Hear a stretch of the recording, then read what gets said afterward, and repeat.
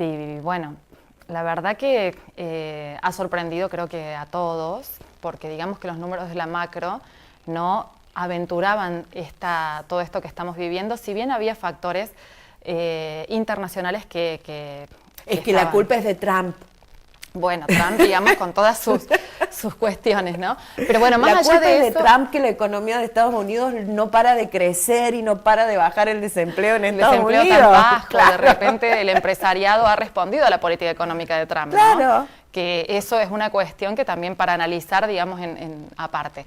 Pero bueno, fundamentalmente estas digamos, vaivenes internacionales que han pegado de manera en todas las economías emergentes, sí, pero de una manera más marginal, y que en otro contexto económico, acá en Argentina, también hubieran pegado, pero no del modo que han pegado ahora, tiene también para ser analizado por otras cuestiones. Entonces, como decíamos recién, Vivi, está el contexto internacional donde va a empezar a haber, ya empezó a haber una suba de tasas con respecto a los Estados Unidos, que, para que entienda la gente, esto siempre produce una fuga de divisas de los mercados emergentes más riesgosos hacia las economías más seguras del mundo. Porque si me sube la tasa de Estados Unidos, la verdad que confío un poco más en Estados Unidos que en los países emergentes.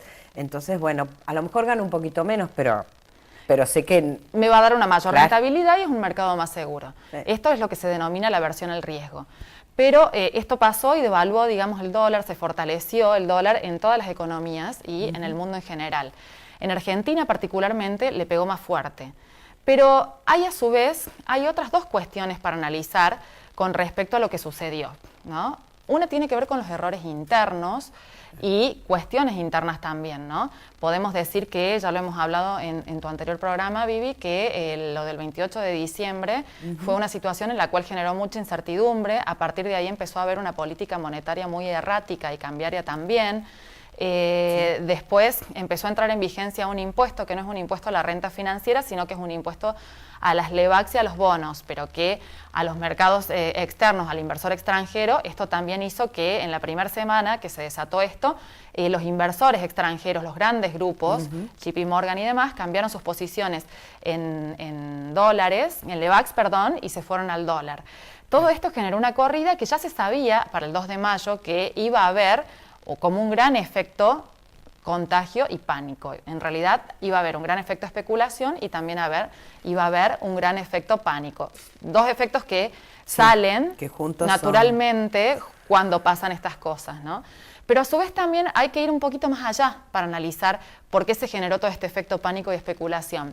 Y tiene que ver con que en realidad el mercado, Wall Street, le dijo al ministro de Finanzas en el mes de enero que no le iba a prestar más porque veía que la situación en Argentina ya se había endeudado mucho. Paréntesis, Argentina el año pasado fue el mercado emergente que más se endeudó en el mundo.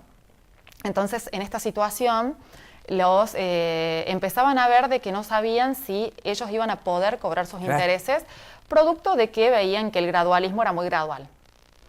Entonces, tanto es así que después del último préstamo en enero de 9.000 millones de dólares, más unos préstamos más que ascendieron a 10.000, no se prestó más dinero. Los ingresos que hubo en febrero de divisas extranjeras fueron casi cero, si sumamos lo que tenía que entrar por deuda, inversión extranjera directa y alguna que otro envío de multinacional.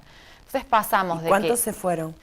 ¿Cuántos se fueron? Según el Observatorio de Deuda Externa, lo que entró, que fueron desde diciembre del 2015 hasta abril del 2018, entraron 142.000 millones de dólares solo en deuda, y de esos 142.000 millones, 88.000 millones de dólares ya se fueron. Y estamos tomando abril del 2018 sin tener en cuenta lo que ha pasado en estos últimos tiempos. ¿Qué te quiero decir con esto? Que Argentina no es un país que genere dólares. No está generando dólares de manera genuina, con un campo que con la sequía se vio muy afectado, que es el otro gran generador de dólares, y con una inversión extranjera directa que no viene.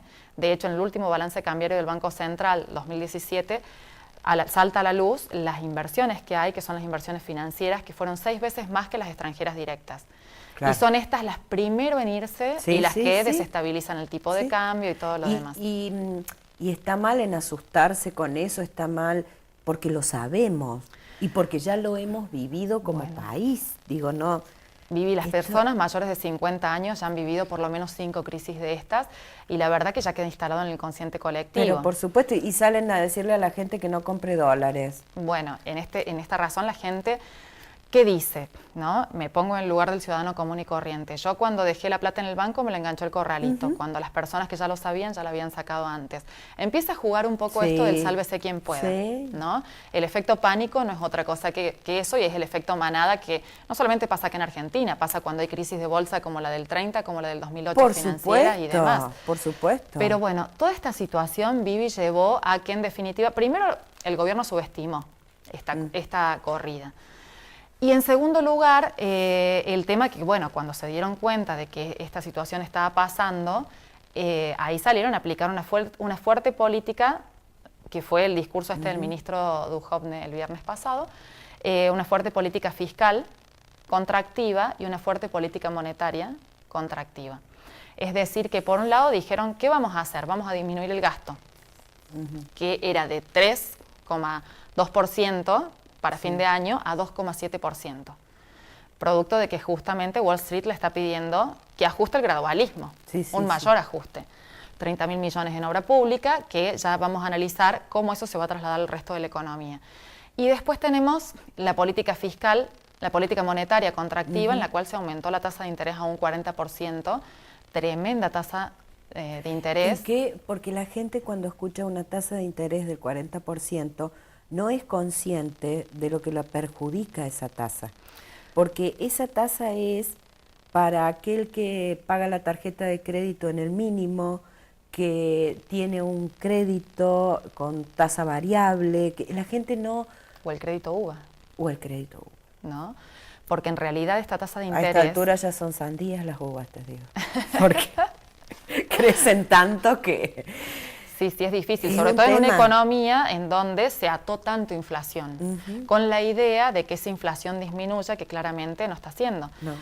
Una tasa del 40%, Vivi, en realidad se pone por dos cuestiones. Primero, porque es la única herramienta que tiene hoy el Banco Central para poder inferir tanto en el tipo de cambio como... para que la gente no se vaya a los dólares. Claro. Ahora. Eso con las LEVAX, y por otro lado también...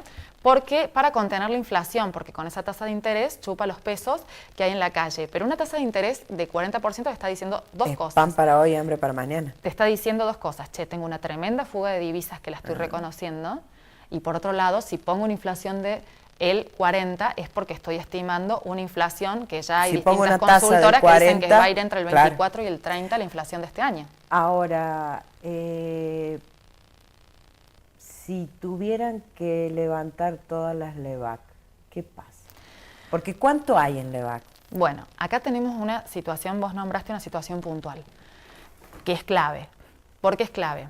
Porque uno cuando se cuestiona por qué nos pegó tanto esta crisis, por ejemplo, y no me pegó tanto la crisis del 2008, cuando el mundo se vino abajo con la crisis de las hipotecas, Estados Unidos, Europa, y nosotros en definitiva... Nos pegó un poco, ¿te acordás que el 2009 cayó un poco la economía? Pero en el 2010 ya salimos adelante. Nos quedamos parados. Esto tiene que ver que en el anterior gobierno éramos una economía relativamente cerrada de los capitales financieros, tanto para la entrada como para la salida, y ahora con las primeras medidas de gobierno del actual gobierno han sido desregular completamente el mercado cambiario y la apertura de capitales que tiene que ver con los capitales extranjeros. Ahora, con una desregulación plena de los capitales financieros. A su vez también se eliminó la posibilidad de, ¿te acordás que antes los exportadores tenían un plazo de 90 días para liquidar los dólares dentro del país? Sí. Bueno, esto se eliminó también, es decir, que el exportador puede elegir liquidarlo cuando quiera o simplemente por necesidades puntuales o dejarlo fuera del país. Entonces, toda esta situación produce de que no se generen estos dólares genuinos que necesitamos. Principal sector exportador, no hace falta que lo entre. En este contexto, el Banco Central, para poder hacer frente a esto, ha emitido una enorme cantidad de LEVAX. Esas LEVAX, que son hoy cerca de 1 billón de pesos, según el último informe monetario del Banco Central, que están respaldados en reservas que son, hoy tenemos una relación 1 a 1. Es decir, que si hoy me vencen el 100% de las LEVAX y todos los grupos financieros deciden irse al dólar, y el martes 15, el martes que viene dentro de 7 días, Vivi, van a vencer 55% de esas reservas, supongamos de que... esas LEVACs. De esas LEVACs, perdón. Si esos 55%, el banco tiene que salir a cubrir ese 55% con reservas. Sí. Es decir, disminuiría el 55% de su capacidad para salir a responder ante crisis o ante lo que sea, porque ayer, por ejemplo, hubo una baja de 400 millones de dólares porque tuvo que pagar intereses de deuda. Entonces, en definitiva, es una situación muy vulnerable. Hoy el sistema económico está en jaque, esperemos que no en jaque mate, y hay que ver cómo va a reaccionar el gobierno para cubrir esto, ¿no? Digamos, la fuga de divisas ya nos pegó muy fuerte en el año 94, en el año 95, en el año 98, cuando fueron las diferentes crisis extranjeras muy fuertes. Sí, sí, me acuerdo la de México. Que cuando se fugaba en el 94 el efecto tequila. El efecto tequila. En ese momento, cuando hubo una gran fuga de divisas, el ministro Cábalo salió a pedir al Fondo Monetario Internacional y le prestó. Y de ese modo iban resolviendo que, bueno, terminó en el 2001 con la historia conocida que ya tenemos. Entonces, digamos que ante una política de esta, en donde se van a disminuir 30.000 millones del gasto de las inversiones públicas, la política fiscal contractiva, y por otro lado, una tasa de interés al sector productivo del 40%. ¿Cómo me va a impactar de acá en adelante? Primero, sí, el panorama es bastante sombrío. Es sombrío porque, vos fíjate que ayer Sturzenegger obligó a los bancos a cubrir 1.500, a que salgan a vender 1.500 millones de dólares. Sí, exigió a los bancos que no tengan tantos dólares. Y que lo vendan. Que lo vendan. En este contexto, el dólar subió, aún con bancos vendiendo. Con lo cual, el dólar, digamos, el contexto es muy turbulento y vamos a tener que esperar 2 o 3 semanas para ver qué pasa. Pero más allá de eso, ¿qué podemos ver si se mantiene esta situación? Podemos ver primero con respecto al nivel de actividad. Va a haber indefectiblemente un menor crecimiento económico. Sí. De hecho, se está estimando que iba a ser el 2,5% producto de la sequía, hoy ya se empezó a ajustar a menor a un 2%. Digamos que la obra pública era un gran motorizador y fue el gran motorizador de la economía el año pasado. La construcción hoy era el principal motor de crecimiento económico y la construcción se va a ver plenamente afectada. Aunque nos cueste creerlo, este gobierno tan liberal tenía cierto keynesianismo. Y lo que pasa es que, vos fíjate que en definitiva, en ese momento, que yo más que keynesianismo diría campaña electoral. Demagogia. Pero bueno, yo quise ser más buena. No, pasa que en realidad, independientemente de los partidos políticos, uno ve siempre que en los años impares pasa esto, y en los años pares, en realidad tienen ajuste, dólar más alto, independientemente de lo que de los partidos políticos, ¿no?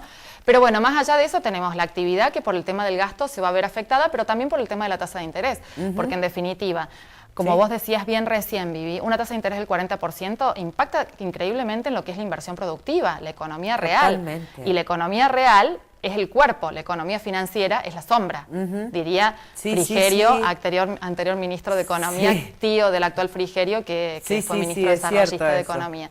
Entonces, en definitiva, como para que la gente vea cuál es la importancia de la economía real. Y esta inversión, esta tasa de interés va a afectar la inversión productiva muchísimo, sobre todo en las pymes. Sobre todo las pymes que se manejan en el mercado interno. Sí, que se manejan con un descubierto, que se manejan en el día a día. En el día a día, descontando cheques y demás. Totalmente. Esto impacta tremendamente.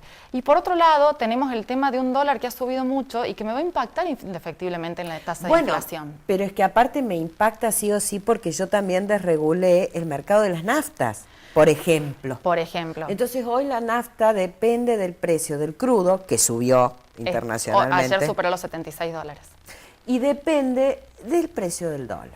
Exactamente. Entonces, ayer se juntaron para que no suban la nafta hasta después del 15 de mayo. Le iba a pedir el gobierno a la Cámara y a los expendedores y a las petroleras. Paréntesis, el mercado se liberó, pero ahora el gobierno le está pidiendo por favor que no suban tanto. Claro. Pero en definitiva, ¿cuál es la situación?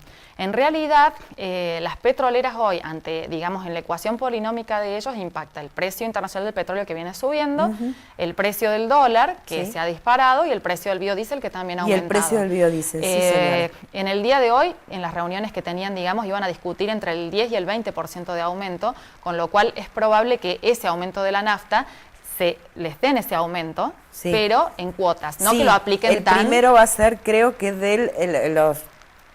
dicen, Sí, sí. que el primero puede llegar a ser del 7%, Sí. el primer aumento. Por eso, como decís vos, se lo van a dar Lo como que se estima es escalonado. que sea en cuotas. Bueno, pero mientras tanto, si el dólar sigue aumentando y el petróleo sigue aumentando y el fuelo, o sea, esto Te doy un ejemplo. El combustible, por ejemplo, desde que se liberó el mercado hasta ahora, aumentó un 25%.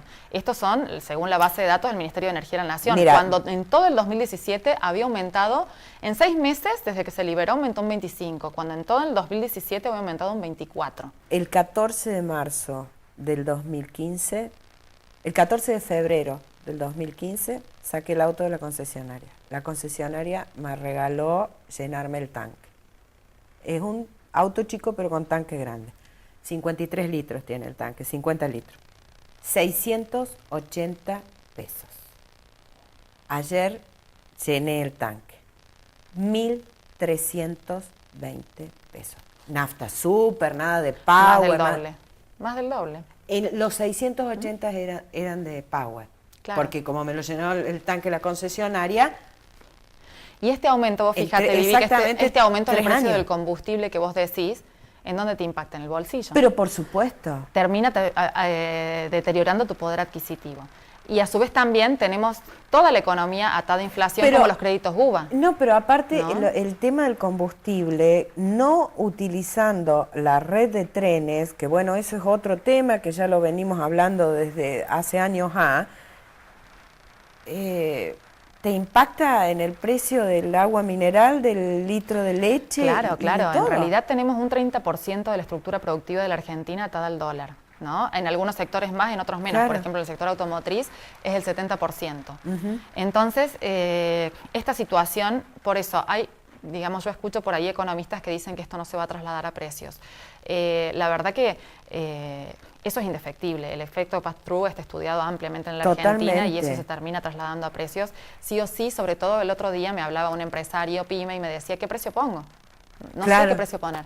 Porque en definitiva a mí me están llegando listas con un 20%, un 30% más y yo cómo cierro las ventas, ¿no? Y estas son situaciones que empiezan a pasar en estas épocas tan convulsionadas. Entonces, y el sector productivo afectado. El combustible afecta en distintos sectores, afecta también el bolsillo del consumidor. Los créditos UVA también van a aumentar, ya sea porque el inmueble está atado a dólares y no cerré el trato, y si cerré el trato porque se va a ajustar por inflación. Y digamos, y toda esta discusión pasa, digamos, diciendo cuál es el gasto público, ¿no? O sea, reduciendo el gasto. Digamos, recordemos que el gasto público se financia a través de recursos y apenas entró esta gestión, se le perdonó, digamos, al campo y a las mineras 20.000 millones de dólares. 20.000 millones que hoy podrían ser utilizados para paliar de algún modo toda esta situación que está pasando. Entonces tenemos, ¿qué situación? ¿Qué nos queda? Y un panorama más sombrío en términos de crecimiento, una inflación que nos va a quejar bastante, en tanto en el poder adquisitivo y demás, y todo esto también termina impactando de última en el gasto público. Claro. Porque recauda menos impuestos, ¿no? O sea, la gente que puede pagar esto va a terminar recaudando menos y va a terminar, digamos, menos dinero para poder financiar ese gasto. Termina siendo como un círculo vicioso, el círculo keynesiano. Nos quedan 2 minutos, pero ¿cómo podríamos salir de esto? En realidad, el Fondo Monetario Internacional aconseja que se deben tomar medidas con respecto a cómo regular los capitales financieros, los capitales golondrinas. Y el mismo Fondo Monetario Internacional recomienda para que no queden las economías tan golpeadas esta situación. La misma revista The Economist dice que no se puede evaluar con la misma vara el comercio de bienes, en la cual dicen que la liberación del comercio de bienes es necesaria para el crecimiento, pero también dicen que no es lo mismo que la liberalización en el comercio de las finanzas. Por supuesto que porque en realidad se mueve con otros parámetros y cuando entran en una crisis, el tendal que dejan es impresionante. Es tremendo. Entonces, la situación, te la estoy respondiendo, digamos, ¿no? Debería analizarse, ver de qué manera se podría hacer para que haya un control más de capitales y en línea con lo que están diciendo el Fondo Monetario Internacional y The Economist, que este gobierno suele seguir como bastante. Bueno, esperemos que entonces lo siga y que tengamos más certeza, porque la economía se maneja pura, única y exclusivamente por percepciones. Si uno percibe que esto se va, y si uno se va a ir al dólar, el otro va a decir, bueno, me compro el auto ahora porque justo enganché un crédito con tasa fija y es ahora o nunca, y el otro va a decir, guardo la plata y no, la verdad que no invierto, que no pensaba poner la fiambrería, pero no la pongo, ahora espero. Eso es la economía y eso es lo que termina moviendo todo. Y ante un escenario de tanta incertidumbre, puede pasar cualquier cosa. La verdad que cuando el miedo entró, puede pasar cualquier cosa. Y eso es lo grave, digamos. Tenemos que tratar de, ojalá, digamos, este gobierno pueda utilizar las herramientas necesarias para frenar este miedo en la gente.